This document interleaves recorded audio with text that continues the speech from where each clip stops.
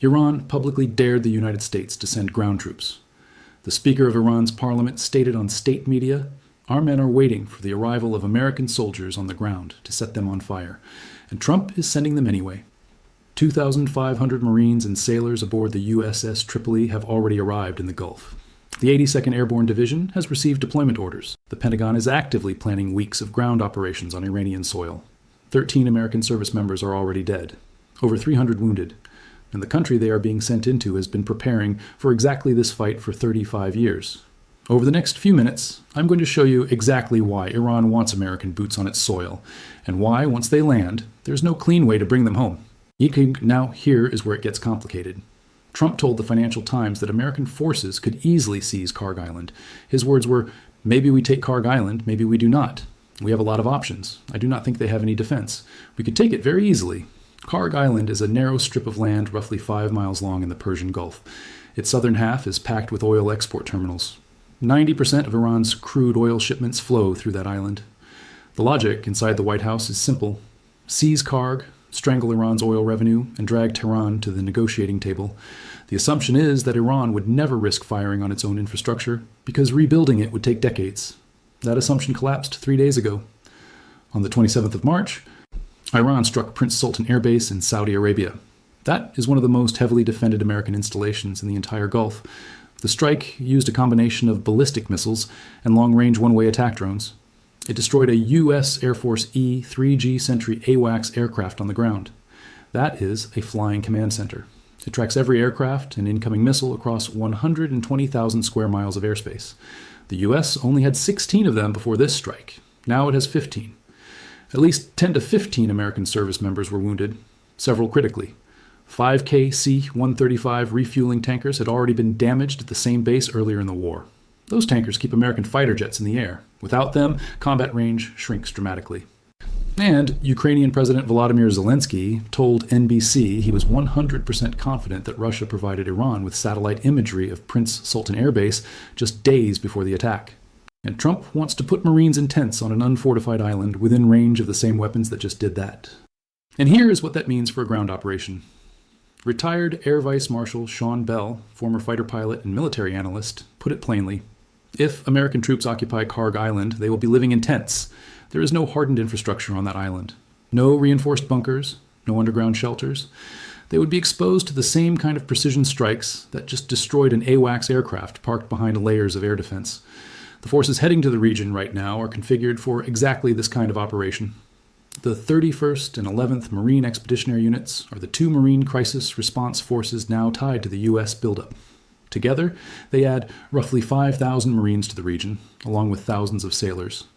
Elements of the 82nd Airborne Division, officers including headquarters personnel and combat forces, are also deploying to expand U.S. options. Retired U.S. Army Lieutenant Colonel Daniel Davis, senior fellow at Defense Priorities, estimated only 4,000 to 5,000 actual combat troops are in this deployment. He stated that is sufficient to grab a small target for a limited window, but it is nowhere near the scale needed for a sustained ground campaign. Assembling that kind of force takes months of preparation. Quick before we continue, thanks a lot for tuning in. Your support is what keeps this show going, and I really do appreciate you watching. Please make sure to subscribe and like the video so I can keep bringing you these breakdowns. Now here is where the logic breaks down entirely. Most people assume that moving ground forces toward Iran strengthens the American bargaining position, that it creates pressure, that it forces Tehran closer to a deal. The reality is the opposite. A ground incursion, even a small one, hands Iran exactly the strategic outcome it has been engineering for 35 years. Start with time. Time does not favor Donald Trump. He is a second-term president heading into midterm elections. Every week this war continues. His political position weakens domestically. Iran's leadership is operating on a completely different timeline. They have no election deadline. They have no media cycle forcing their hand. Mohammad Bagher Ghalibaf, Speaker of Iran's parliament, stated through the IRNA news agency on the 29th of March, the enemy openly sends messages of negotiation and secretly plans for a ground attack. Our men are waiting for the arrival of the American soldiers on the ground to set them on fire and punish their regional partners forever. That is the Speaker of Iran's parliament, not a fringe commentator, not an anonymous official, the third highest ranking political figure in the country, speaking through official state media, publicly inviting the U.S. military to step onto Iranian territory. And we need to talk about why that invitation is not bluster, because the numbers tell the story. while U.S. and Israeli airstrikes have degraded Iran's navy and reduced its missile and drone output by roughly 90%. From initial levels, according to Sasha Brookman, research fellow at the International Institute for Strategic Studies, Iran's ground forces remain largely untouched. Iran's ground manpower remains substantial, but the IRGC itself is commonly estimated at roughly 190,000 personnel. Much larger figures only make sense if you include broader reserve or Basij mobilization. Iran has spent 3.5 decades constructing tunnel networks, coastal anti-ship batteries, and asymmetric warfare infrastructure along its entire Persian Gulf shoreline and around every contested island. Most Americans oppose sending ground troops into Iran.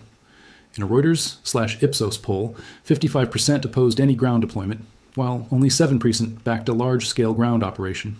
The moment body bags start arriving at Dover Air Force Base, that number collapses further, and what was meant to be leverage becomes a domestic political crisis that Iran can simply outwait.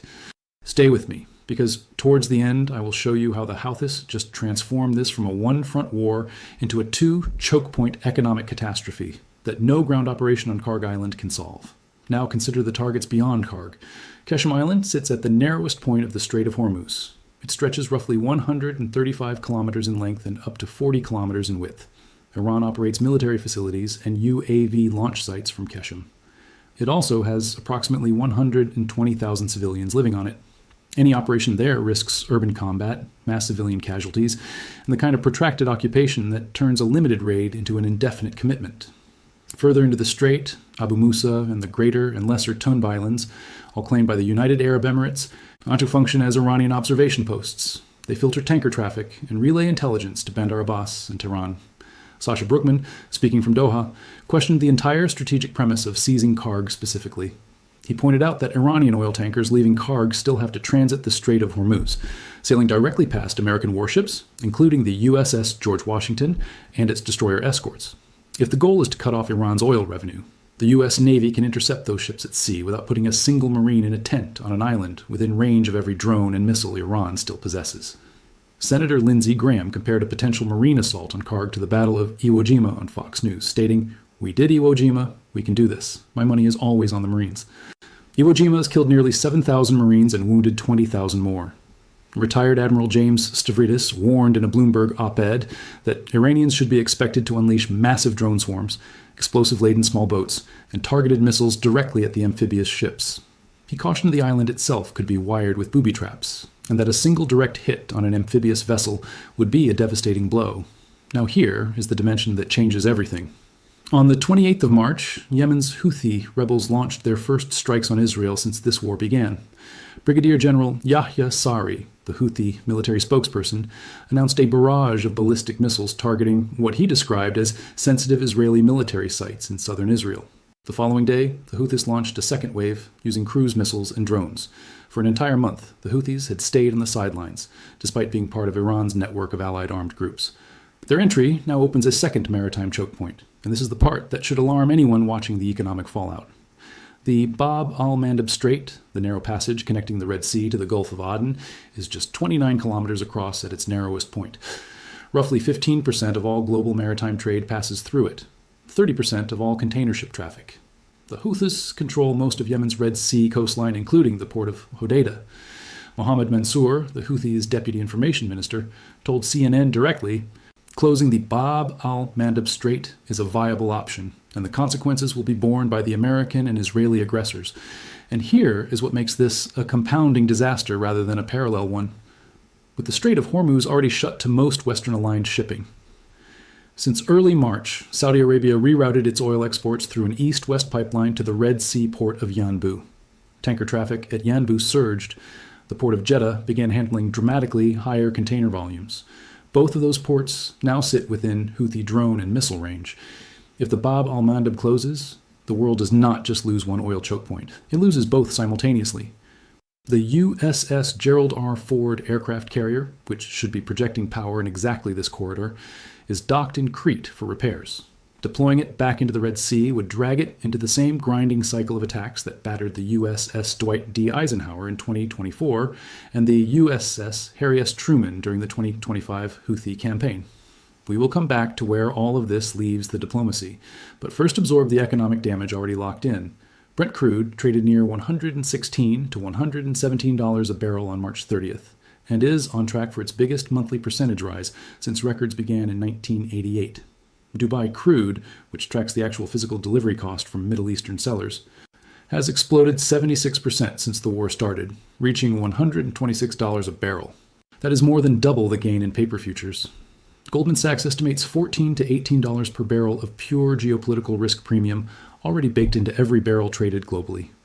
The IEEA coordinated the release of 400 million barrels from strategic reserves, the largest emergency drawdown in history, and analysts say it only buys days.